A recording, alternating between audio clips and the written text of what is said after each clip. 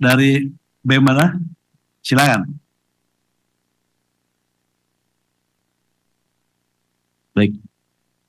Assalamualaikum warahmatullahi wabarakatuh. Selamat sore rekan-rekan semua, rekan-rekan media dan yang terhormati, yang saya hormati, Bapak Dewan sekalian. Terima kasih atas kesempatan dan waktunya sudah mau menyediakan waktu untuk berdialog dengan kami bersama kita semua di tengah krisis dan permasalahan yang belakangan ini terjadi. Hidup mahasiswa, hidup rakyat Indonesia. Saya Jim Colin, perwakilan dari keluarga besar mahasiswa Trisakti. Rasanya beberapa poin yang ingin saya sampaikan sebelumnya sudah tersampaikan dengan begitu baik oleh rekan saya dari BEM UI. Mungkin beberapa poin tambahan yang ingin saya amanatkan kepada Bapak-Bapak Dewan selaku perwakilan kami sebagai mahasiswa dan rakyat Indonesia tentunya. Jauh beberapa bulan, mungkin beberapa minggu, sebelum kejadian Afan Kurniawan yang begitu menyayat hati kami, terjadi pula seorang anak kecil mati, meninggal dunia di tengah krisis ekonomi yang dialami keluarganya. Mungkin rekan-rekan semua tahu, rekan-rekan media pun pasti tahu bagaimana proses kematian itu bisa keluar cacing dari, alat kelaminnya, dari hidungnya, dan ditemukan 1 kilogram cacing di dalam tubuhnya. Berselang beberapa minggu kemudian, beberapa saat kemudian, Indonesia merdeka. Kami merayakan 80 tahun kemerdekaan Indonesia. Dan apa hadiahnya?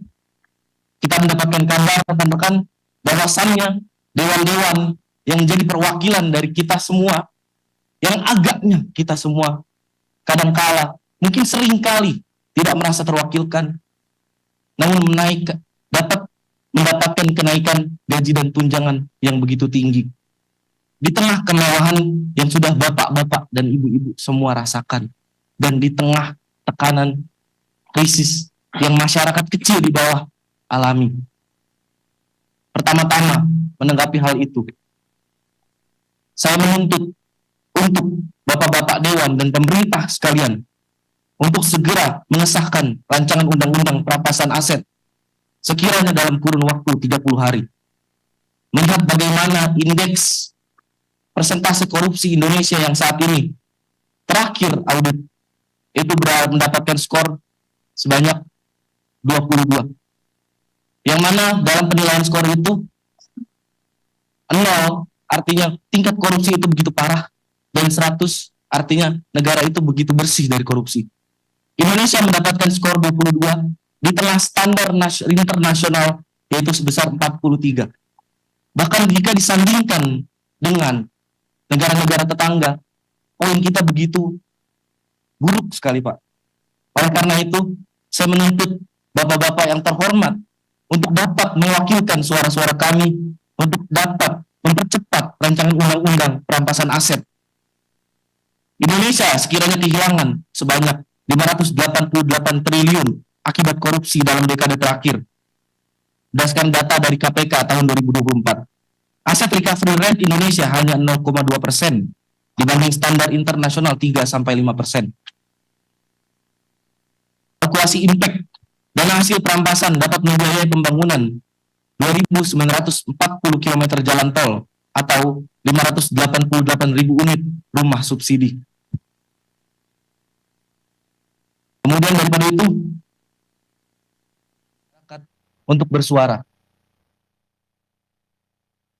Saya berani bersaksi bahwasannya kami di sini kaum terpelajar, mahasiswa-mahasiswi, tidak mungkin, Pak, kami menyuarakan pendapat kami, aspirasi kami, keluhan rakyat, jeritan rakyat dengan tindakan-tindakan anarkis. Betul tadi kata saudara dari BEM UI, bahwasannya beberapa hari belakangan ini mungkin banyak sekali propaganda dari beberapa oknum-oknum provokator untuk mencederai nilai-nilai perjuangan yang kami perjuangkan ini. Itu sangat menghambat kami dalam bergerak. Selanjutnya, tuntutan untuk yang belakangan ini marak di sosial media. Saya kira bapak-bapak dan ibu-ibu semua tahu 17+8 tuntutan rakyat yang dilayangkan oleh masyarakat Indonesia yang sekiranya mungkin sudah tersebar lebih dari ratusan ribu.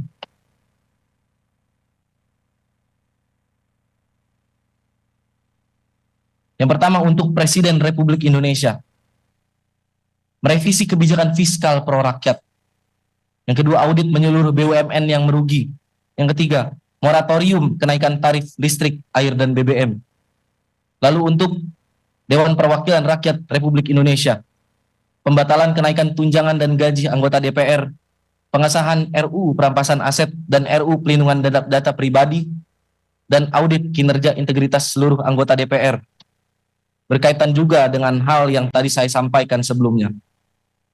Jika kita bandingkan remunerasi anggota parlemen dari negara-negara tetangga dan Indonesia take home pay yang bapak-bapak sekalian dapatkan kurang lebih berkisar sebanyak 8.000 US dollar. Jika dibandingkan dengan rata-rata upah minimum rakyat, itu rasionya 40/1, Pak. Dan berdasarkan produktivitas legislasi, hanya ada 12 undang-undang yang tercipta dalam setahun.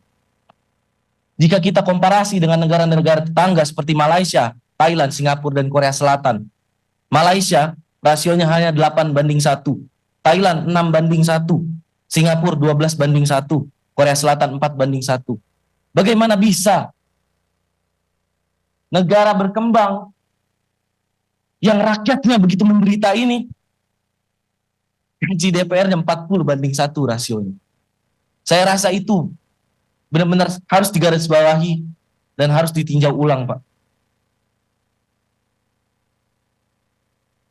Yang selanjutnya, berdasarkan latar belakang saya di sektor transportasi dan logistik, saya menuntut untuk modernisasi logistik.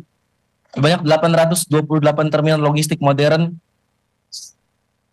yaitu 1 miliar per unit, sistem tracking digital untuk 100.000 truk nasional, cold storage network di 414 kabupaten atau kota, dan berikan subsidi transportasi publik, subsidi tarif 50% untuk 166 juta perjalanan per tahun, mengingat Indonesia dengan kapasitas penduduk yang begitu besar.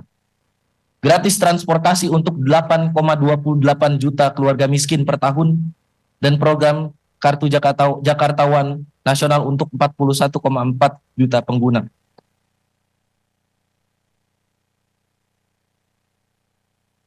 Mungkin sekiranya itu tuntutan yang ingin saya ajukan. Bahkan saya memohon untuk bapak-bapak sekalian selaku perwakilan saya dan teman-teman semua untuk dapat memperjuangkan hal tersebut. Karena ini berkaitan juga dengan integritas kita, Pak. Integritas bapak-bapak sekalian selaku Dewan Perwakilan Rakyat yang kami pilih sendiri dengan tangan kami ini. Indonesia 2045 mempunyai cita-cita Indonesia emas. Hal itu didasarkan oleh bonus demografi yang nantinya kita dapatkan di tahun tersebut.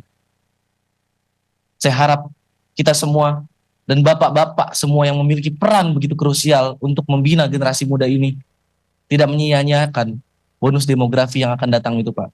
Sekian dari saya, terima kasih. Terima kasih dari BM Trisakti.